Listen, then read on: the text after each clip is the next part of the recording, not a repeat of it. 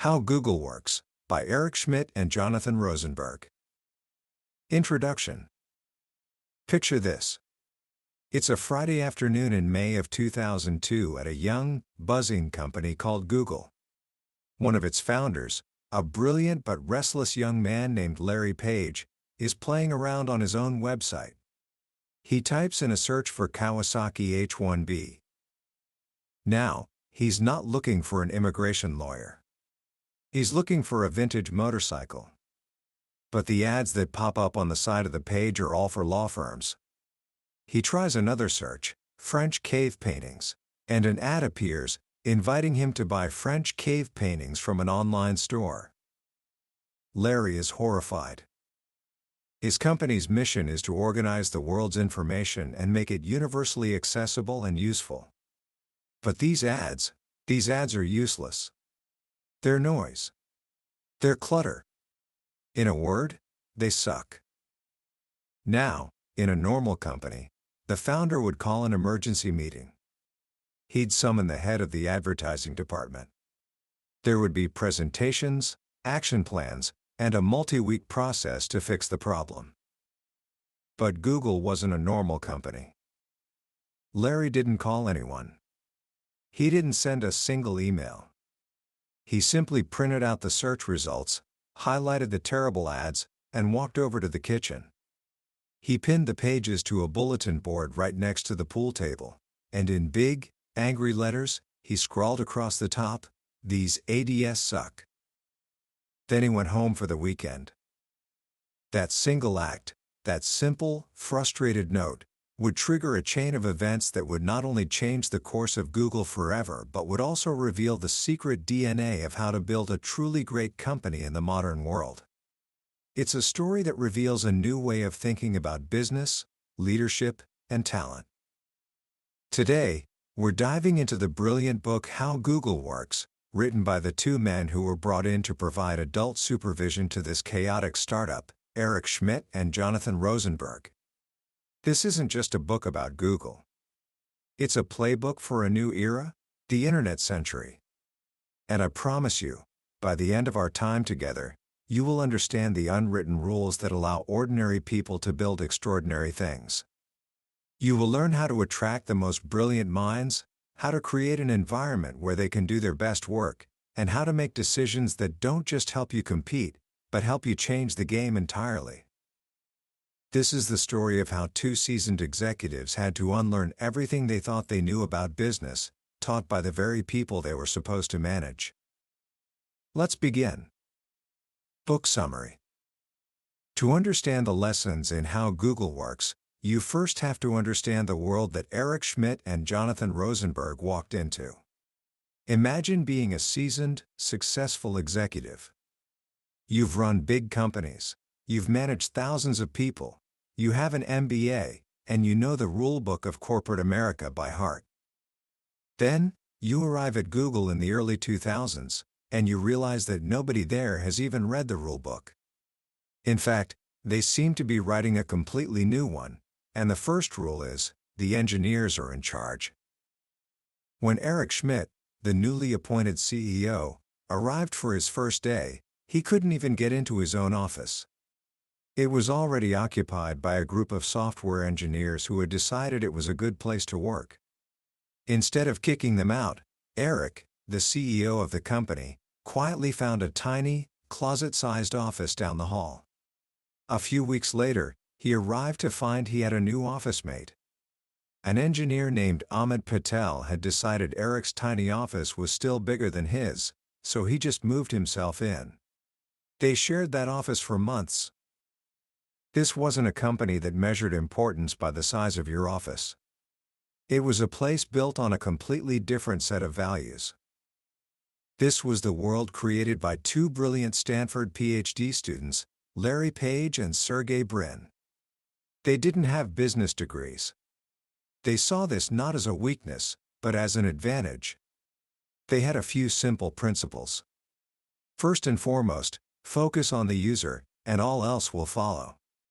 They believed that if they built the best search engine in the world, the money would figure itself out later.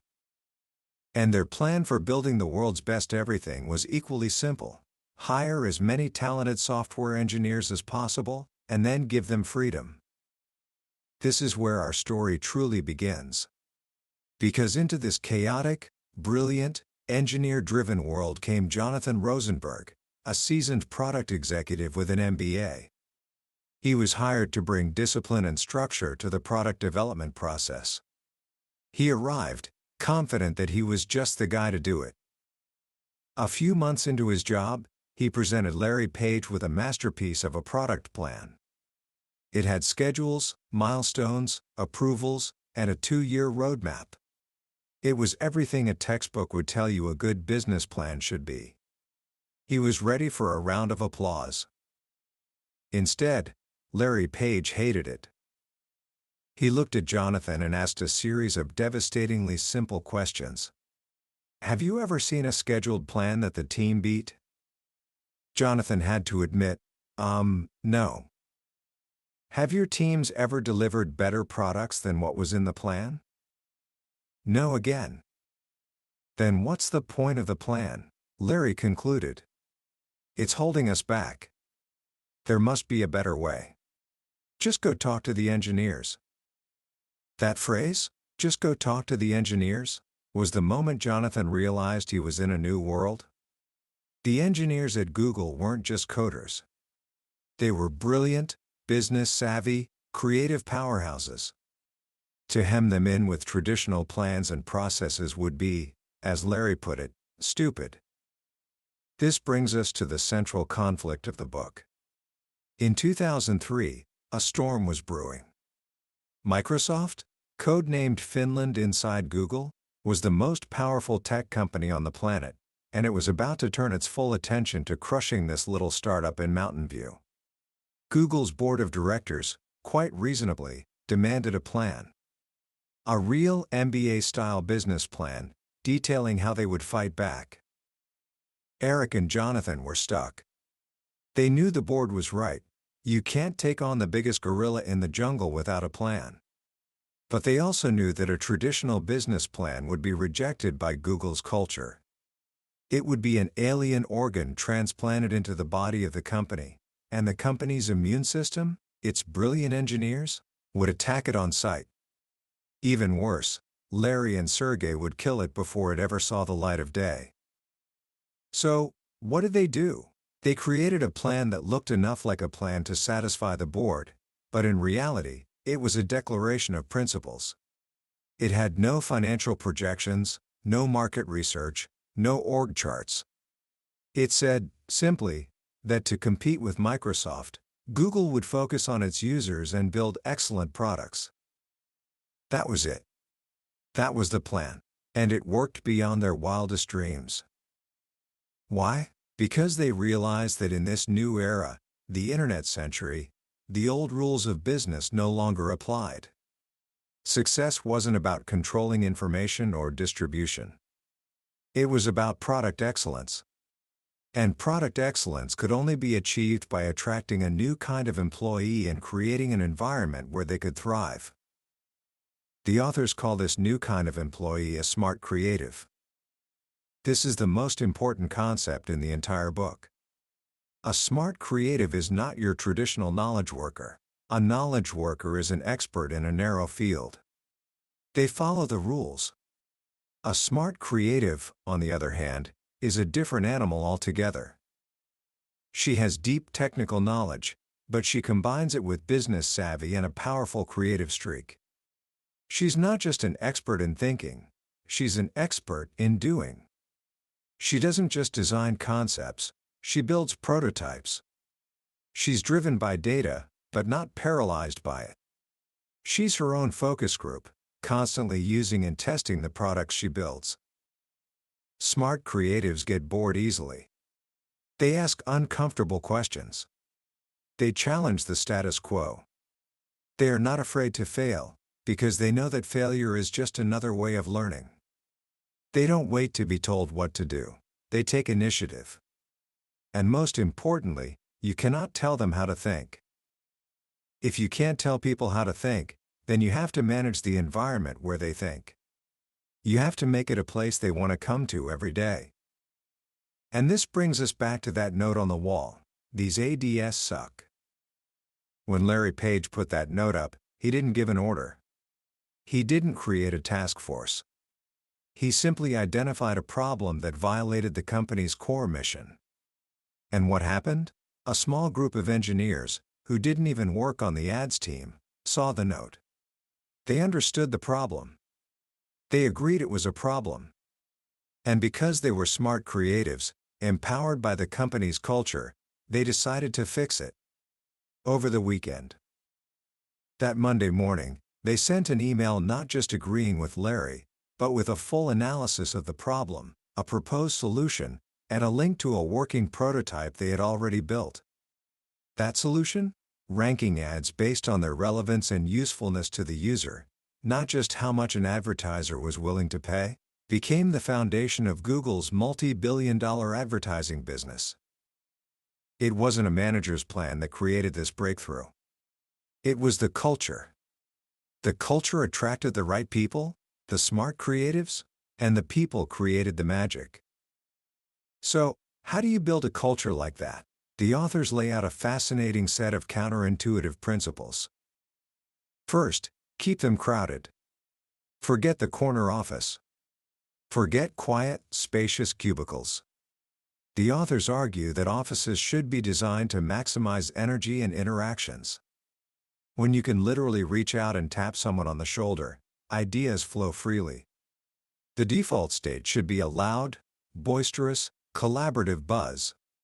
Quiet spaces should be the exception you retreat to, not the norm. This also has the wonderful side effect of killing office envy. When no one has a private office, no one complains about not having one. And those crowded offices? Let them be messy. Messiness, the authors say, is a byproduct of self-expression and innovation. It's a sign that people are busy, stimulated, and making things. A sterile, perfectly clean office is often a sign of a sterile, uncreative culture. Of course, it's not just about cramming people together. You have to give them the tools they need. Google is a computer science company, so they give their engineers access to the most powerful data centers and software platforms in the world. The rule is simple: be stingy with the things that don't matter, like fancy furniture, but be incredibly generous with the resources people need to do their work. And yes, all the famous perks, the free food, the gyms, the volleyball courts, they're not about luxury.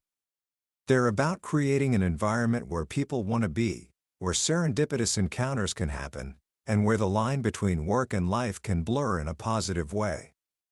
The AdSense product, a multi-billion-dollar business, was famously invented one day by a group of engineers from different teams who were playing pool together in the office.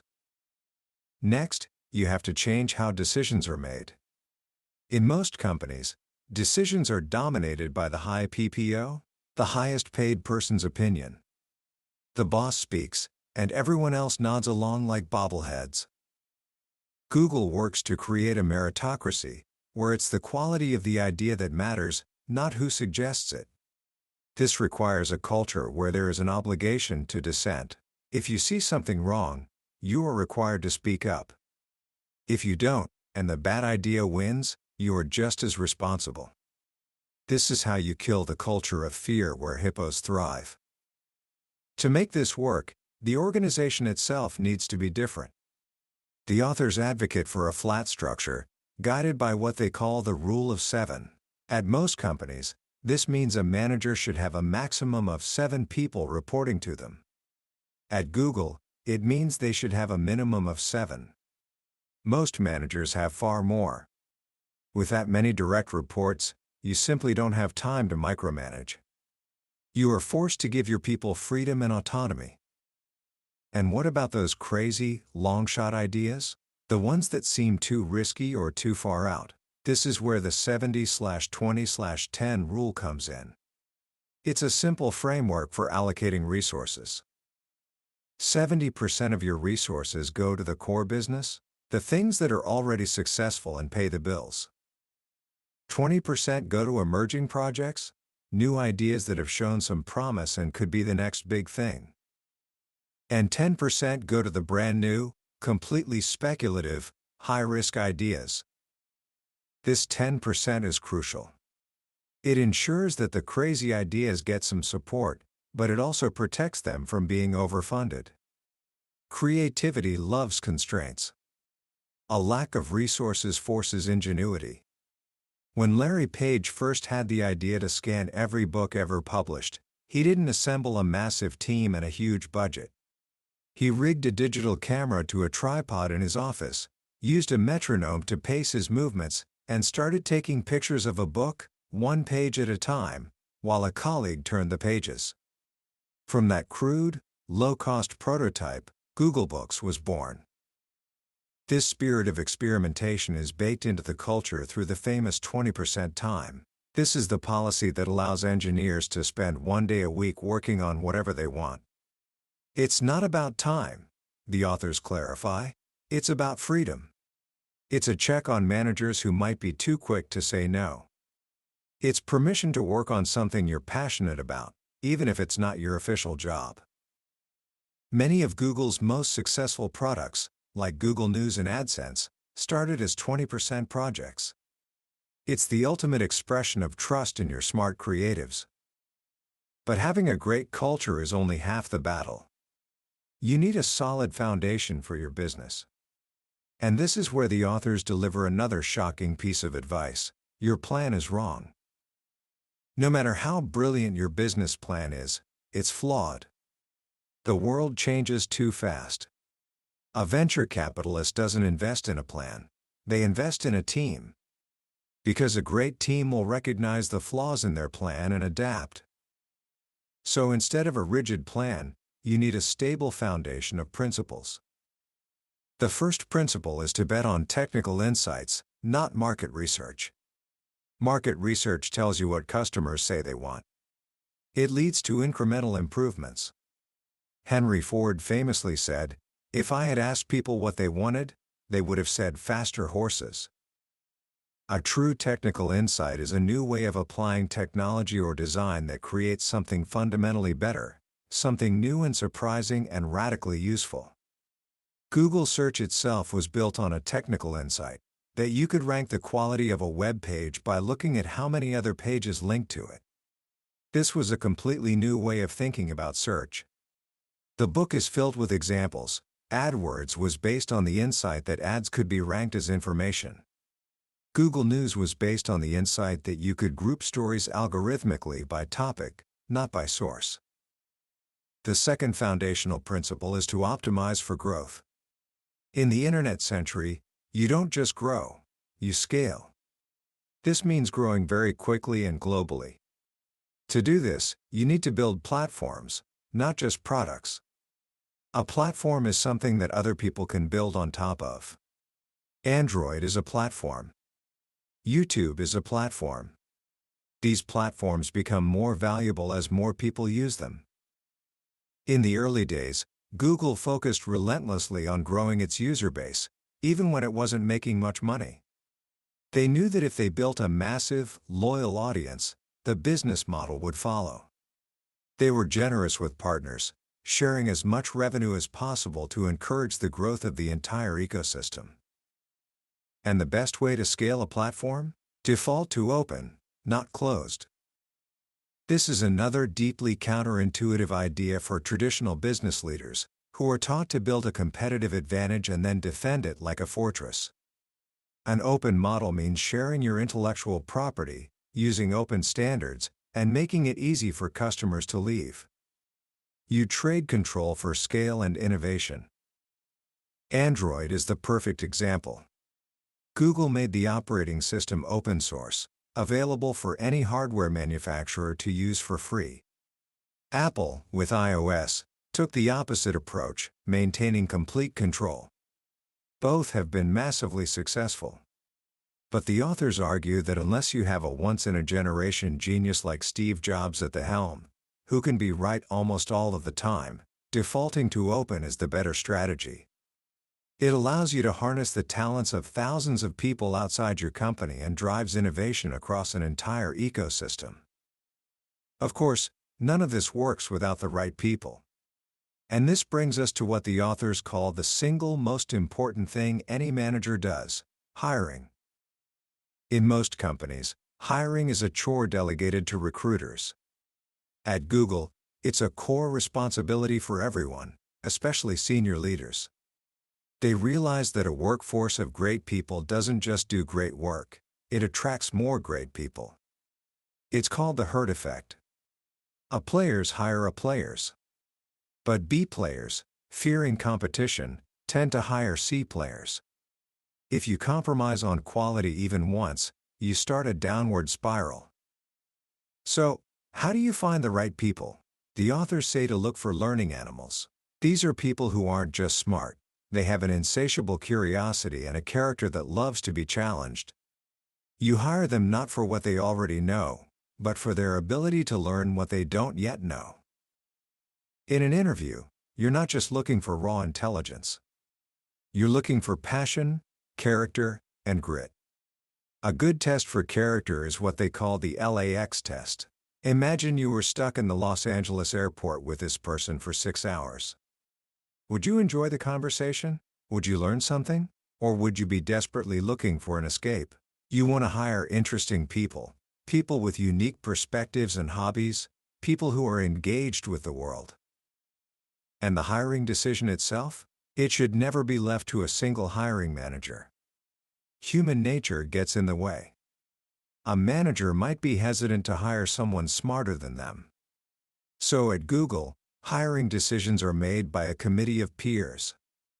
The hiring manager has veto power. They can say no, but they can't unilaterally say yes. The committee reviews a detailed hiring packet filled with data from interviews and references, ensuring that the decision is based on merit, not politics or personal bias.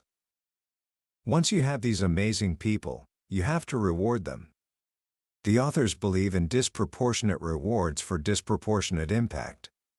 In sports, a superstar player makes hundreds of times more than a rookie. The same should be true in business.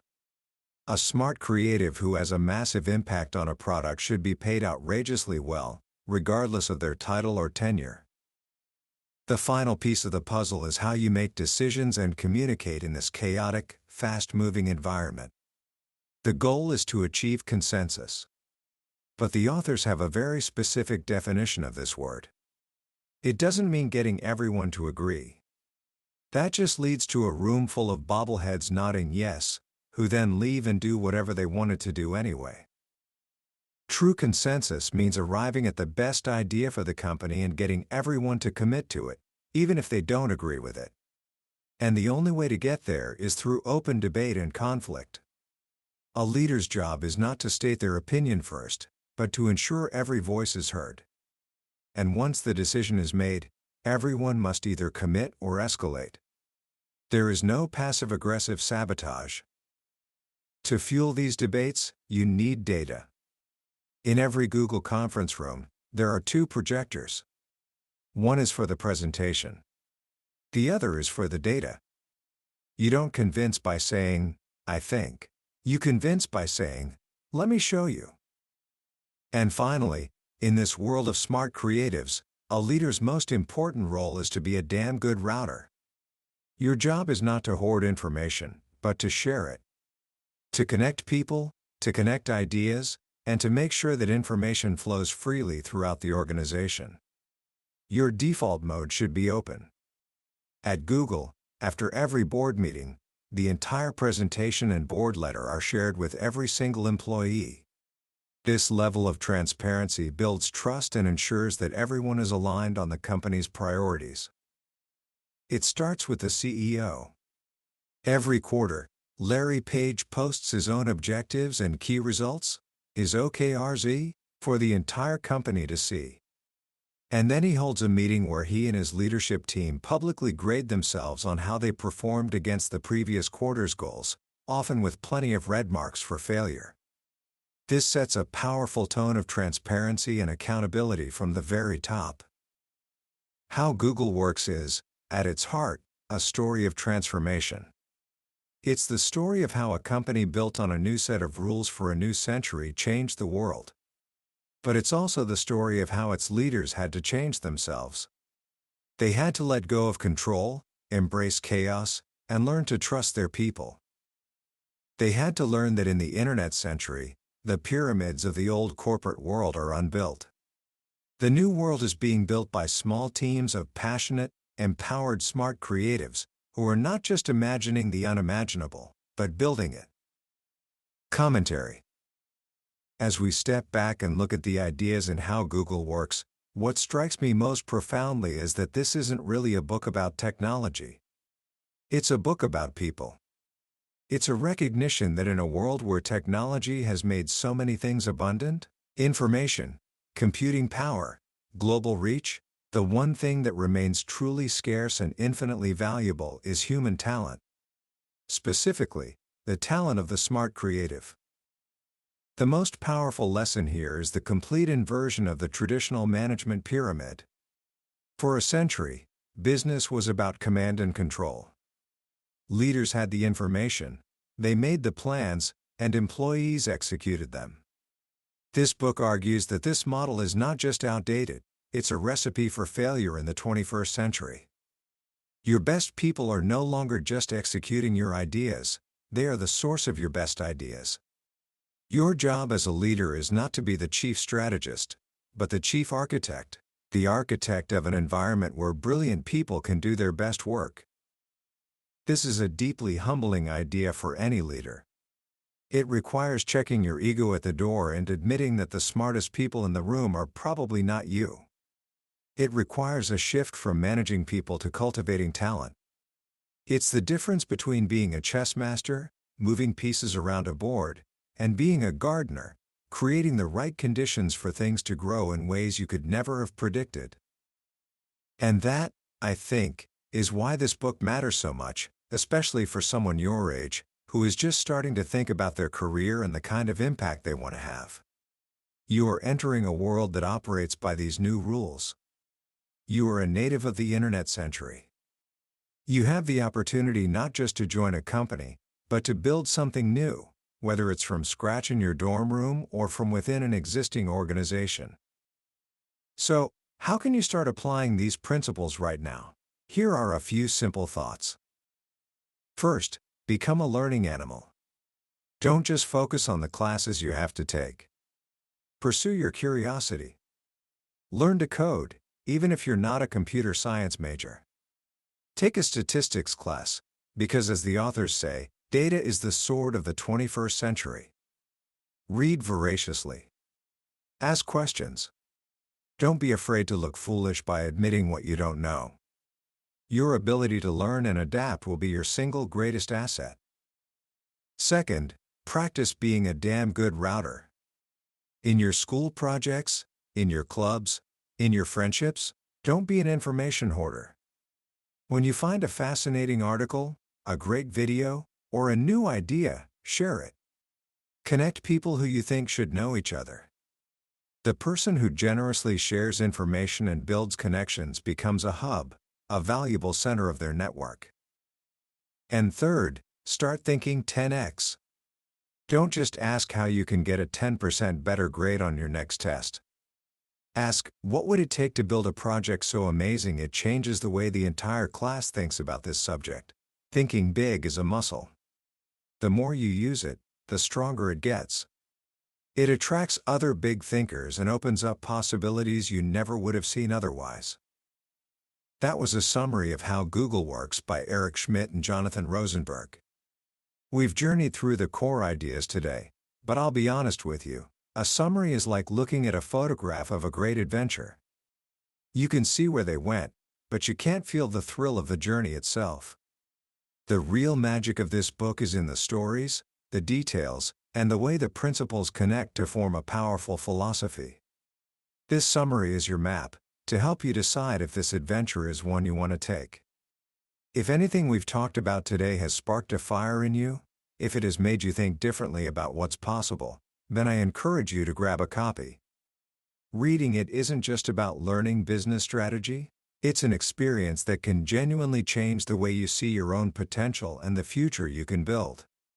You can find a link to the book in the description below. Also, if you found this journey valuable, please take a moment to click that like button and subscribe to our channel. It tells us we're on the right path, and it ensures you won't miss our next exploration into another life-changing book from the billionaire's bookshelf. Let's keep learning and growing together.